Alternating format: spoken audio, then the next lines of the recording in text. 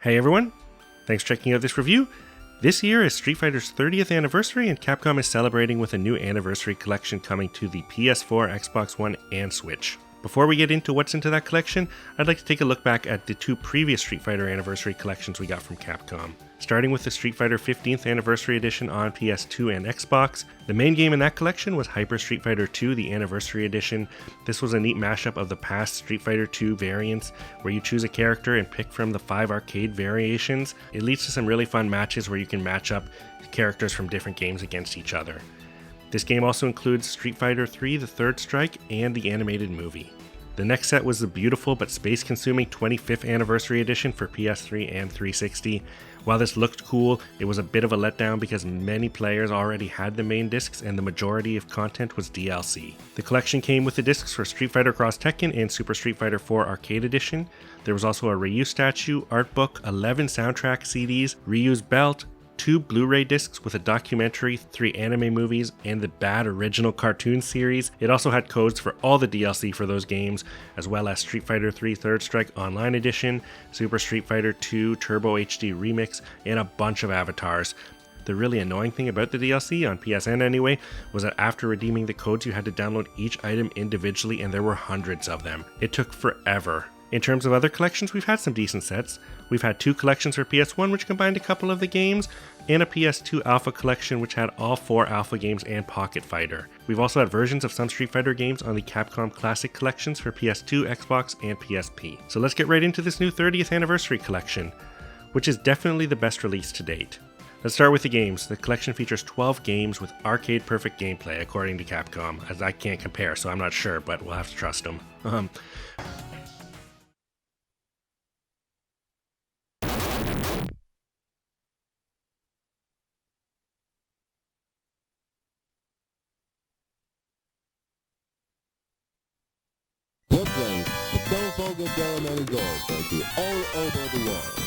First up is the original Street Fighter 1.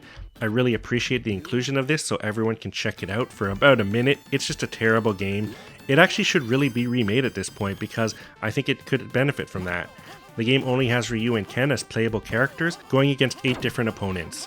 Sagat was the only main notable opponent, and other than 1 or 2 that later made it into the series, most of these characters are completely forgotten.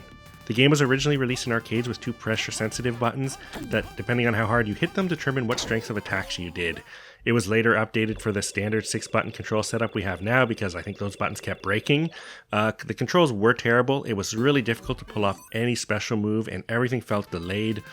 Despite that, it had Ken and Ryu's 3 special moves, the 6-button attack system, and it just really laid the groundwork for the rest of the series.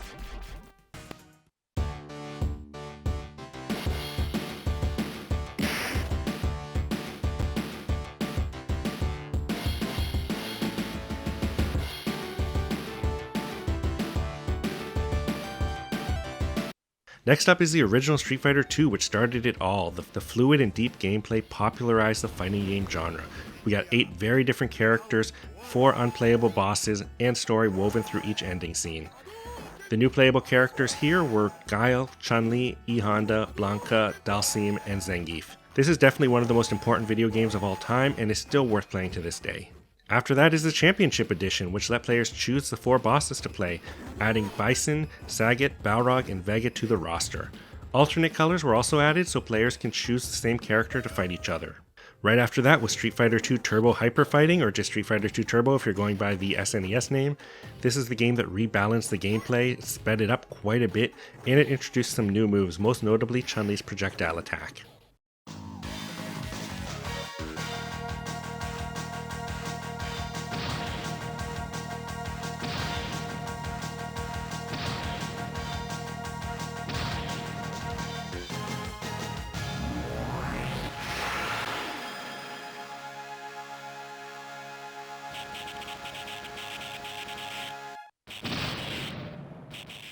Super Street Fighter 2 The New Challengers added 4 additional fighters to the roster, including Cammy, Fei Long, T-Hawk, and DJ. The game also had a new system that explicitly called out maneuvers like reversals and combos. And finally, the penultimate version of Street Fighter 2, Super Street Fighter 2 Turbo, which brought back the turbo speeds from Hyper, added super moves, air combos, and had a code that finally let you play as a secret character Akuma.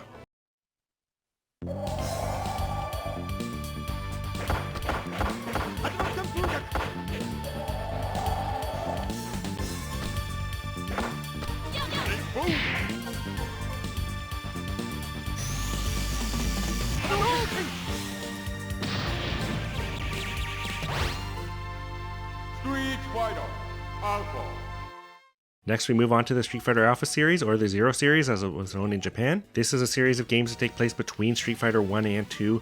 The first Alpha game introduced 5 new playable characters, including Birdie, Rose, Charlie, Sodom, and Final Fight's Guy. It also had Akuma and a new parody character, Dan, as secret bosses.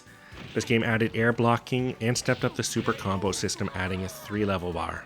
Next up is Alpha 2, which added a custom combo system that let you use your super bar to turn basic attacks into a combo. It also brought back all the characters from Street Fighter 2 and introduced 3 new characters, including Gen, who came back from the original Street Fighter, Rolento, an enemy from Final Fight, and the Ryu fangirl favorite, Sakura. It's worth mentioning here that the home console exclusive variant of Alpha 2 Gold isn't in the collection because this is just arcade games, so next up is Street Fighter Alpha 3. This was released quite a bit after Alpha 2 and a complete rework of the Alpha series. A big change to the gameplay is replacing the previous Alpha's auto or manual style with 3 different playstyles you can choose from, A, X, and V.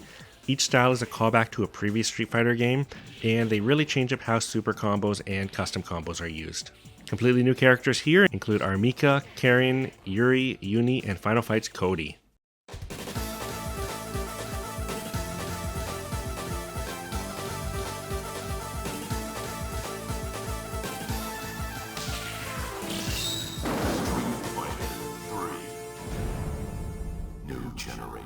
Which finally brings us to Street Fighter 3. The original Street Fighter 3 is the story follow-up to Street Fighter 2. It ditched a lot of the classic characters and introduced a mostly new cast, including Alex, Dudley, Ibuki, Necro, Oro, Sean, Yun, Yang, and new boss Gil. The gameplay changed up quite a bit. You can do high jumps, dash and back dashes, and use parry attacks. Next up was Street Fighter 3 Double Impact, which introduced new characters Hugo and Urien, and changed up Yang and Yang's movesets. It also brought back Akuma as a hidden character. Street Fighter 3 and Double Impacts were only released on home consoles as part of a Saturn collection, so it's great to have a more accessible version of those. Last but not least, Street Fighter 3 Third Strike progresses the story to the furthest point to date. It brings back Chun-Li and makes Akuma a standard character. It also introduces the new characters Makoto, Q, Remy, and 12. Yep, and that's it. Pretty much every classic Street Fighter arcade game, and honestly, this makes it one of the best series collections of all time. The collection includes a bunch of extras, such as behind-the-scenes footage, a ton of viewable concept art, character bios, a sprite viewer, music player, and an interactive timeline. This is one collection that is definitely worth picking up if you're into fighting games, if you're into Street Fighter.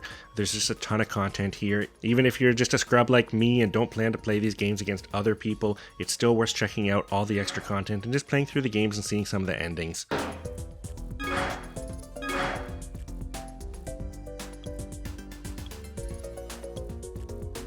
So thanks for checking out this video. If you're new to the channel, we do a bunch of retrospectives covering the libraries of different consoles, and we cover games that never came out over here. So we do a ton of stuff like that. I would appreciate it if you'd subscribe.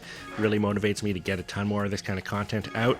We're going to be doing a lot more reviews. We're going to try and do a lot of reviews for newer stuff too, since that seems to do well with people. So yeah, stay tuned for that stuff, and I'll see you guys later. Take care.